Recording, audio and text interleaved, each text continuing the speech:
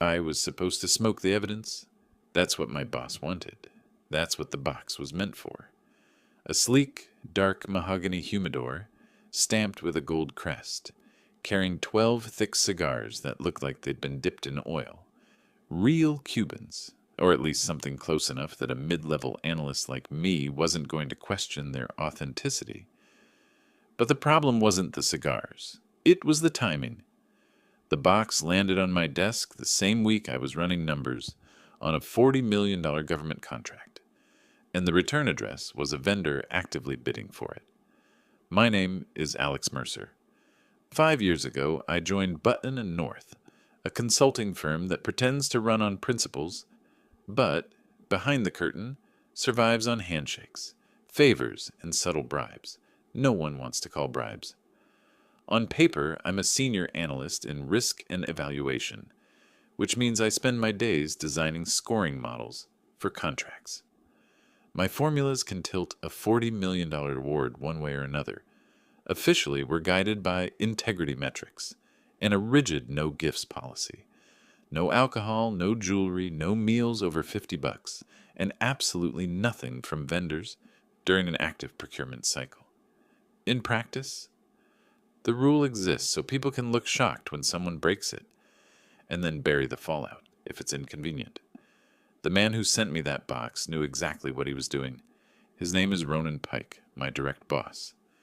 Imagine the kind of manager who wears cufflinks with his initials, takes credit for every success, and treats compliance like a personal enemy. He isn't smart, not really, but he is cunning. He knows how to operate in shadows, how to shift blame, how to talk just long enough that people forget the question you asked. He'd been whispering for weeks about how good Riviera data looks on paper, how they were exactly the kind of partner Button and North needs. The same Riviera data whose logo was on the shipping label of my cigar box. The package arrived just after lunch on a Tuesday. The mailroom clerk wheeled it up, joking that someone was celebrating my 5-year survival sentence. Ronan hovered at the edge of my cubicle, arms crossed, face twisted into that half-smirk he wore when he thought he was smarter than me. "Open it," he said, too casual. I peeled back the wrapping. Inside, velvet lining, the cigars lined like soldiers, a small cream-colored card resting on top. The handwriting was sharp, masculine. For the green light, cheers, no signature, but I didn't need one. The moment I read it, my stomach dropped. It wasn't just an inappropriate gift, it was evidence. And the only person positioned to take the fall for it was me. Ronan wanted me to pocket the cigars, maybe hand one around at happy hour so later, if anyone asked, he could shrug and say, "That was Mercer's box, not mine." A neat trap, plausible deniability for him, career-ending violation for me. I should have panicked. Instead, something colder took over. I glanced at the card, then at Ronan, then at the mailroom clerk, who was still standing there, waiting for a signature. "Thanks," I said, steady. Then I did 3 things in quick sequence.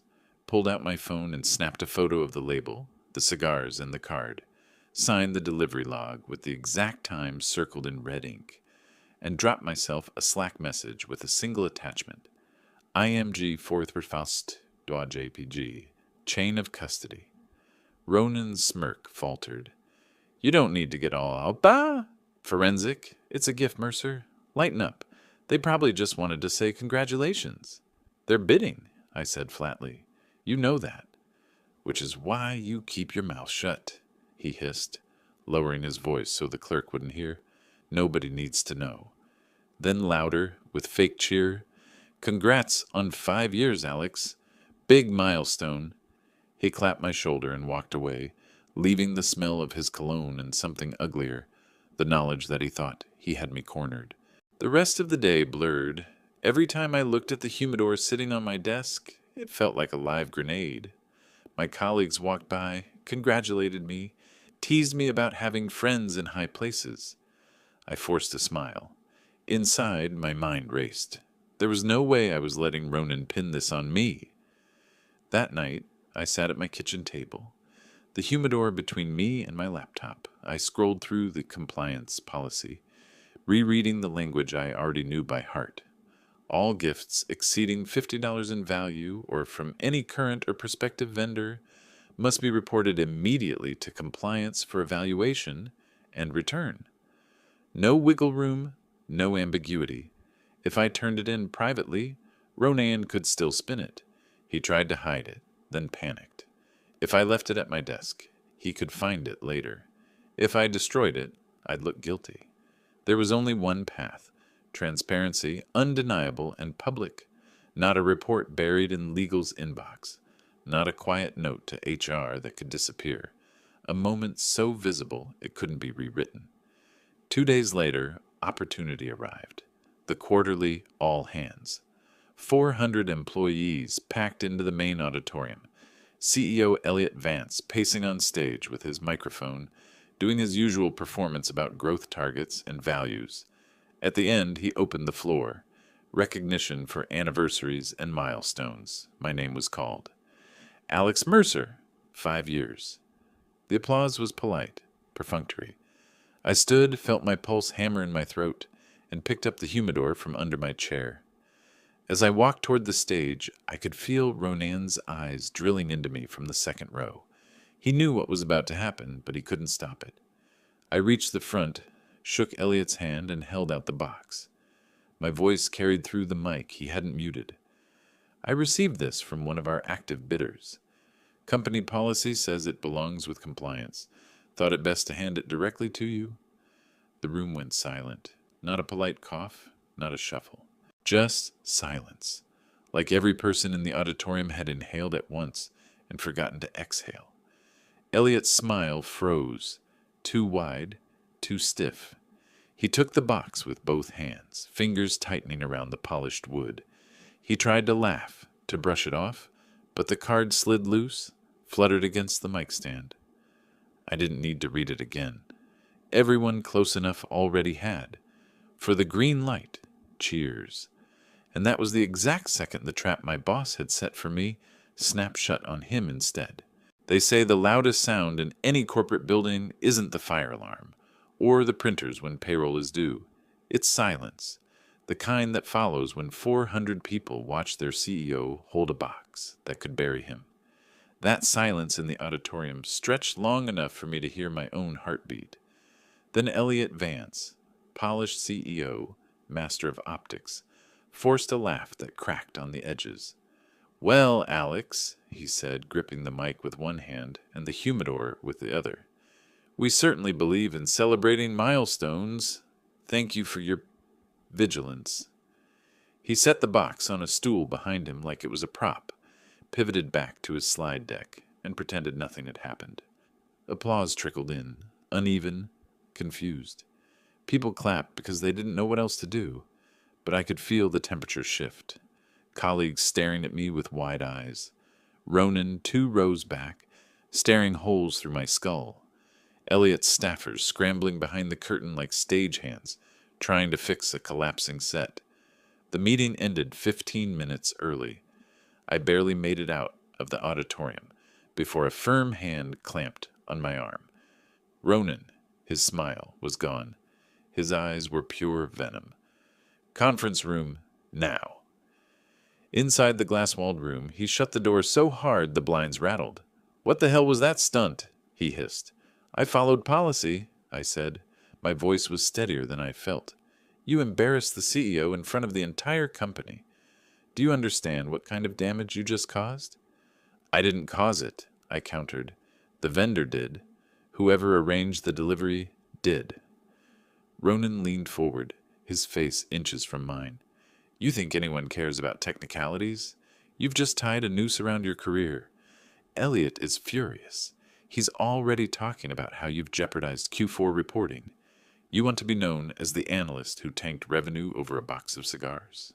There it was, the gaslight. Make me the problem. Make me the reckless one.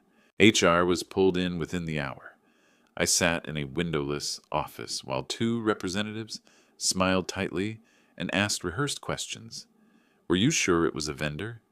Could it have been a personal gift from a friend? Did you have to present it publicly? The tone wasn't investigative.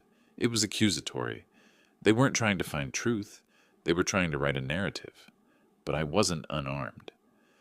The mailroom log has Riviera Data listed as sender, I said calmly. Signed by their courier service. The return address matches their corporate suite. I photographed the label, the contents, the card, time-stamped. Chain of custody's intact. That cracked their script. One of them shifted in her seat. The other frowned, jotting notes. They dismissed me with a vague, "We'll review and follow up." When I got back to my desk, the humidor was gone. Vanished like it had never existed. Ronan walked past, muttering under his breath, "Clean your mess up, Mercer." But I wasn't the only one watching. A Slack ping lit up my screen. Compliance, Maya Chen. Don't sign anything. Meet me on 17th floor after 6. Maya was quiet, meticulous, the kind of person everyone underestimated until she dropped a footnote in a report that changed the outcome of an audit. She was also the only one in compliance I trusted. At 6:05, I found her in a side office with blinds drawn, on the desk. Copies of intake scans from legal, already flagged. Privileged, do not distribute. She pushed a photo toward me. The card. For the green light. Cheers. They're trying to bury this, she said flatly. Legal marked it, restricted, within 15 minutes. They'll argue it's ambiguous, no intent, just a joke. But... She flipped the paper over. A printed screenshot of Ronan's calendar. 2 days before the delivery. Lunch, Rivera, cigars. My mouth went dry. How did you... Don't ask, she cut me off. The point is, this isn't a one-off. I've seen similar entries. Wine, tickets, dinner. Always around contract reviews, always tied to him. So Elliot knows, I said slowly. Of course he knows. But the timing, end of quarter, investor summit next month. He'll do anything to keep it quiet. She leaned closer. That's why you did the right thing going public. They can't erase 400 witnesses, but they'll try to spin you as reckless unless you control the narrative. I exhaled, the weight pressing harder. This wasn't about cigars anymore. This was about a system of kickbacks Ronan had normalized, and leadership too complicit to stop it. 2 days later, whispers spread. Riviera Data's bid was leading, even though their proposal was objectively weaker. People joked in the break room about cigar math.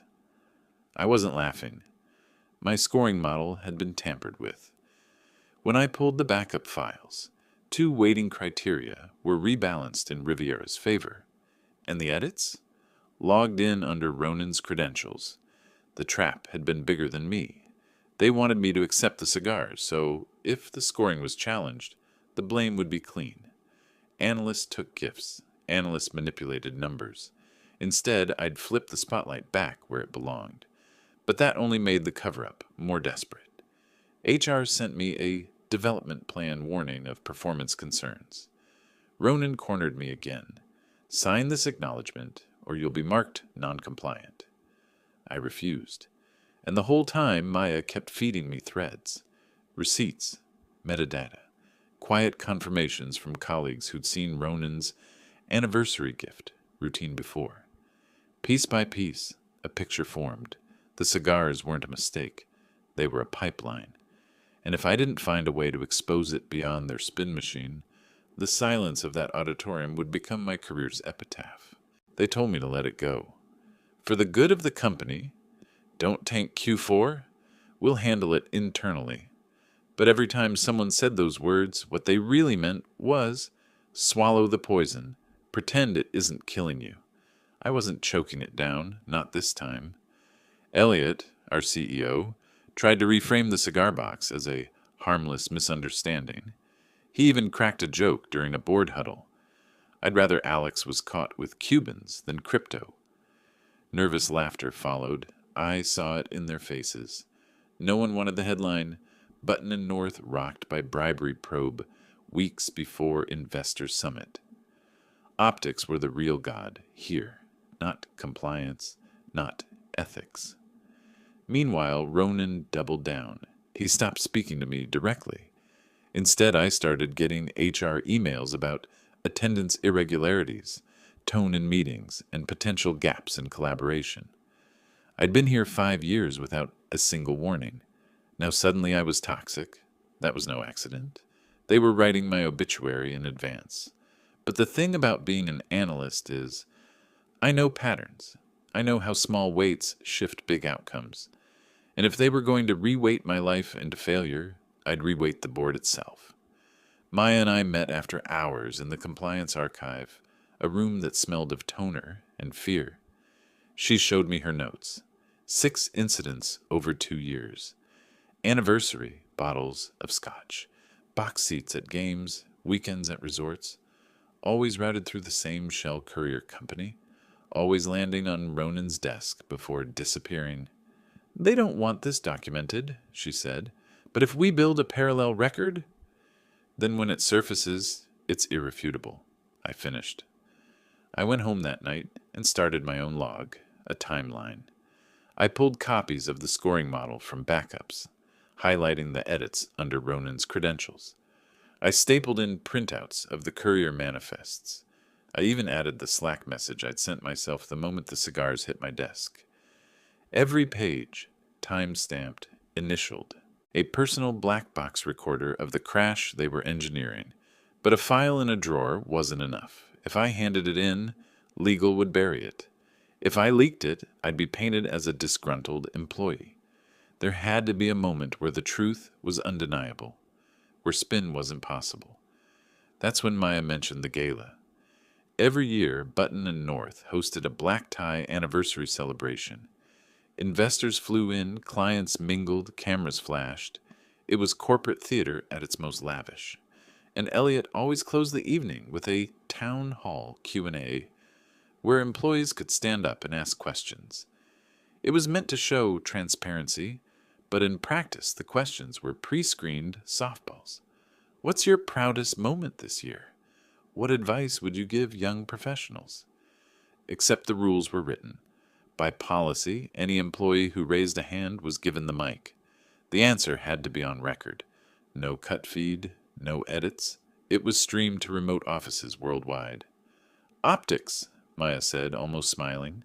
If you want truth out, put it on stage where they can't pretend it didn't happen.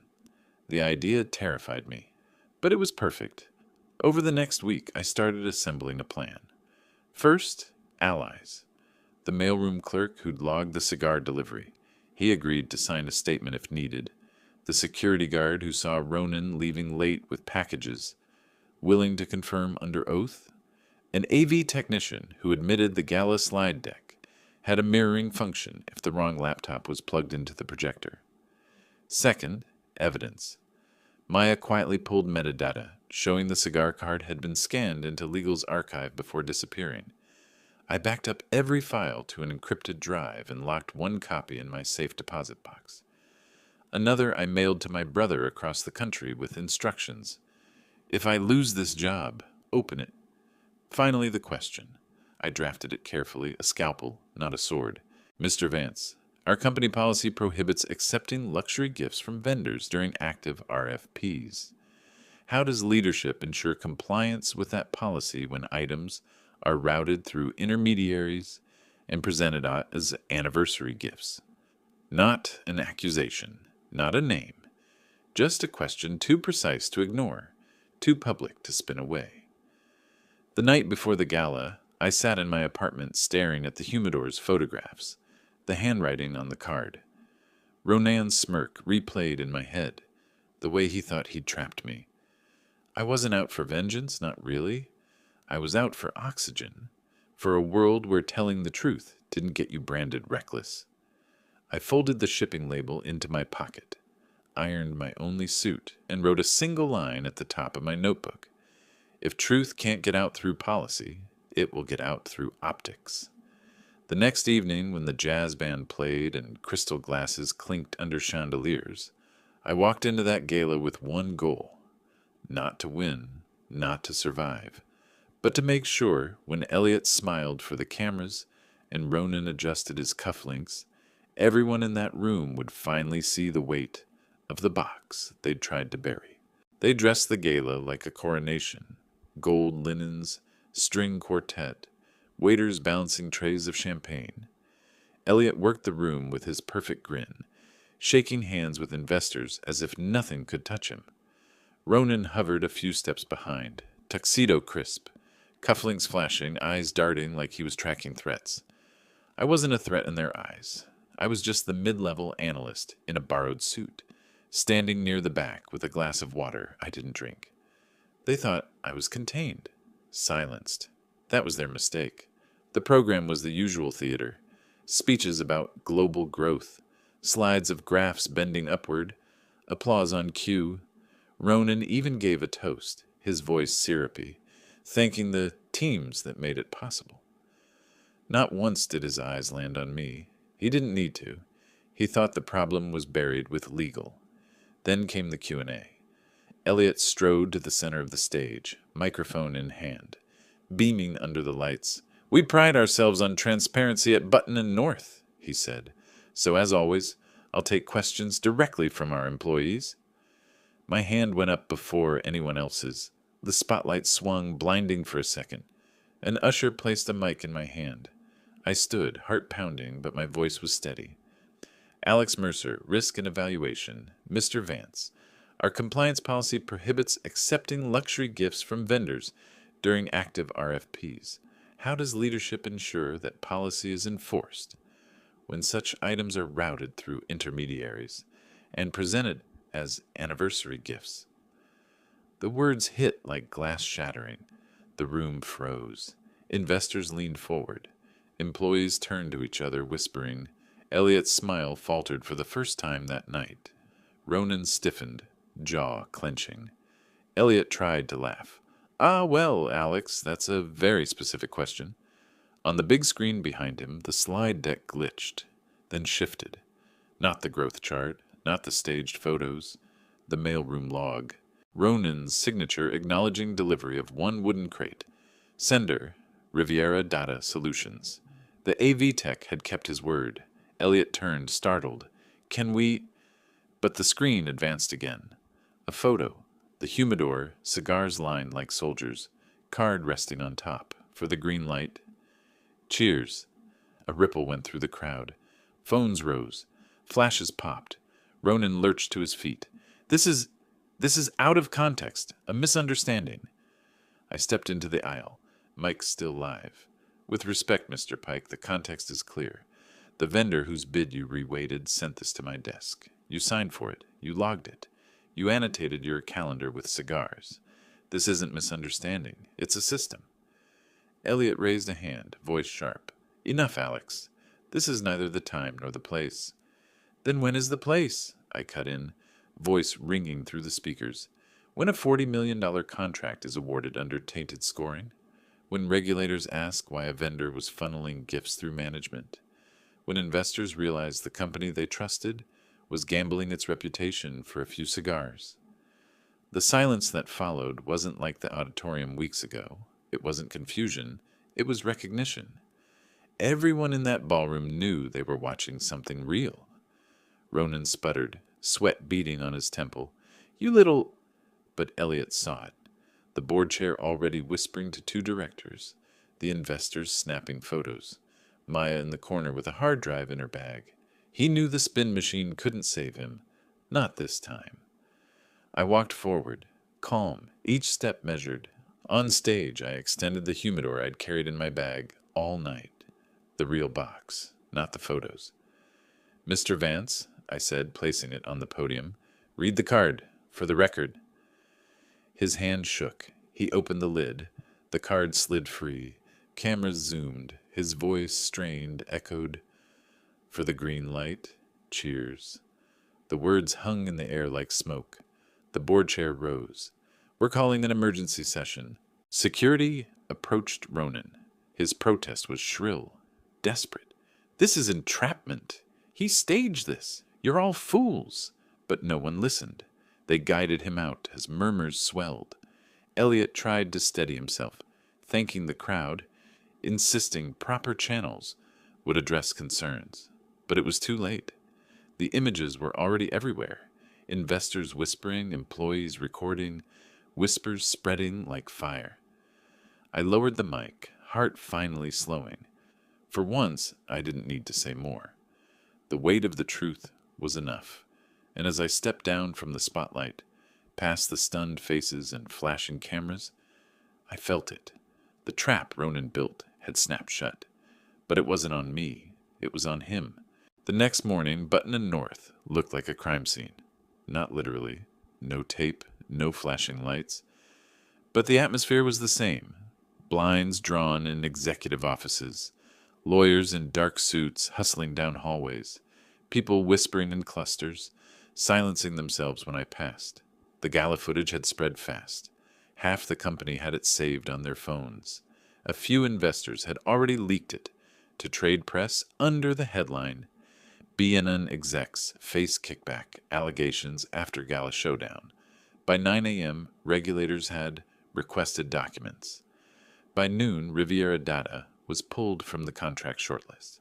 Ronan was gone. Not in the took a leave of absence way. Gone, security escorted, laptop confiscated, email wiped. Word was he screamed the whole way down the elevator shaft, swearing he'd sue for wrongful termination. No one cared. He'd become radioactive. But the fallout didn't stop with him. At an emergency board meeting, Elliot's chief of staff resigned for personal reasons. The legal team announced an independent audit, and for the first time since I joined the company, the board bypassed Elliot's PR spin and issued their own statement. We take compliance matters seriously. All vendor relationships will be reevaluated. On paper, it sounded strong. Inside the building, it felt like panic. That afternoon, I got the summons. CEO's office.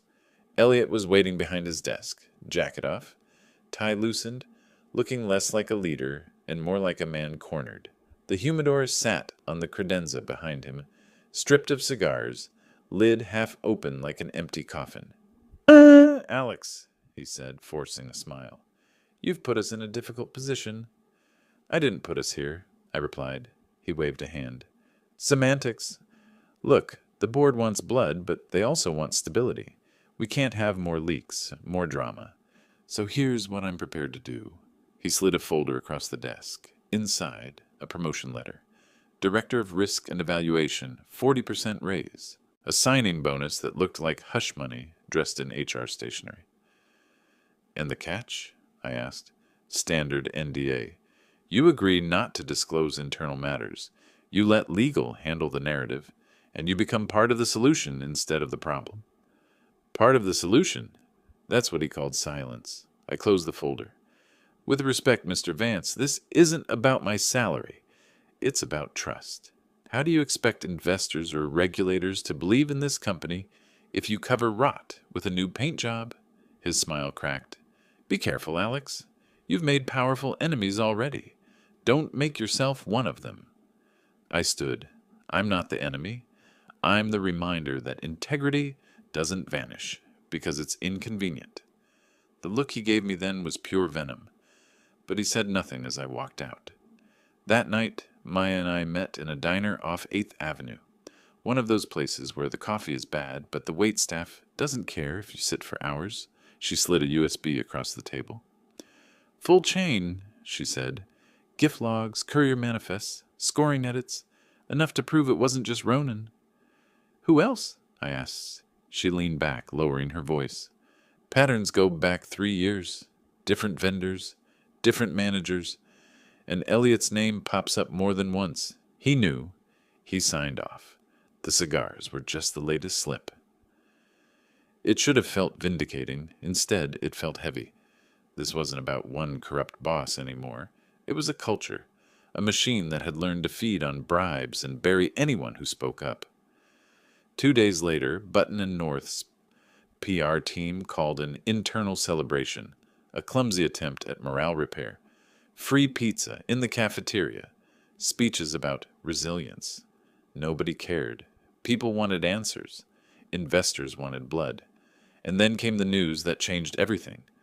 Riviera Data was banned from bidding in federal contracts for 5 years. Other vendors, smelling weakness, began circling Button and North's clients. The company's pipeline started bleeding. And while Elliot scrambled to assure everyone the situation was contained, my inbox lit up with a message from an address I didn't recognize. Harbor and Folly Consulting. We admire your stance. Let's talk. I stared at the email, the cursor blinking beside their signature. They weren't just a competitor. They were the competitor. Hungry, clean, aggressive.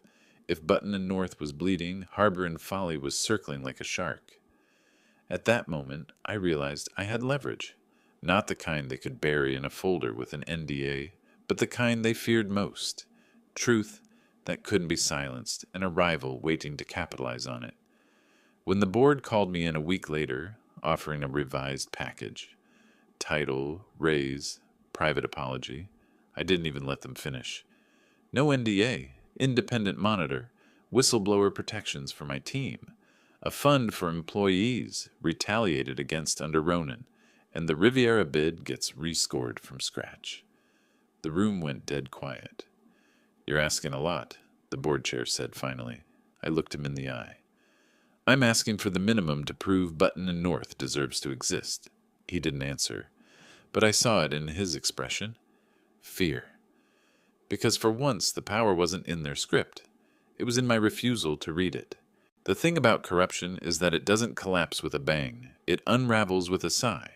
Slow at first, then all at once. Button and North spent weeks spinning. Press releases about renewed commitment to integrity, webinars on ethical leadership, posters slapped on every floor. See something, say something. They even held a town hall where Elliot tried to rally us with lines about our shared future. Nobody clapped. Half the room didn't even look up from their phones. The truth was already out. The regulators confirmed it. Riviera's bid was tainted. The contract was rescored under independent oversight. Button and North didn't just lose the deal. They were blacklisted from 3 other agencies pending investigation. Overnight, the company that prided itself on trusted partnerships became a punchline. And Elliot, he didn't survive the storm. The board couched it as retirement to spend more time with family. But everyone knew what it was. Exile. He left with a handshake and a severance package fat enough to cushion his fall.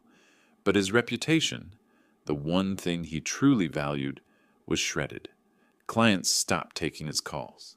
His LinkedIn turned quiet. For me, the offers rolled in. Competitors smelled opportunity. Harbor and Folly, the consultancy that had been circling for months, came in sharp and direct. Name your terms. We want you to lead risk and evaluation, and we'll give you the resources to do it right.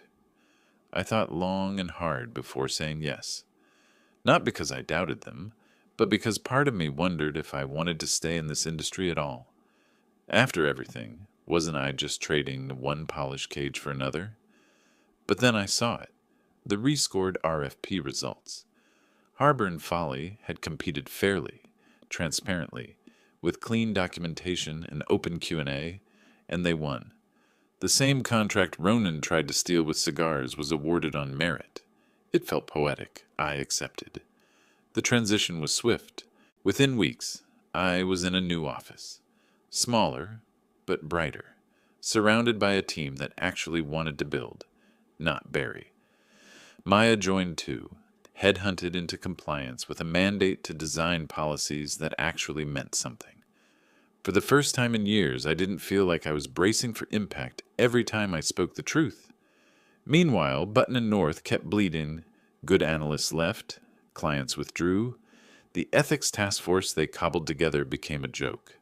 And Ronan? Last I heard, he was trying to launch a boutique firm, spinning himself as a disruption strategist. His launch post on LinkedIn got 3 likes, one from his cousin.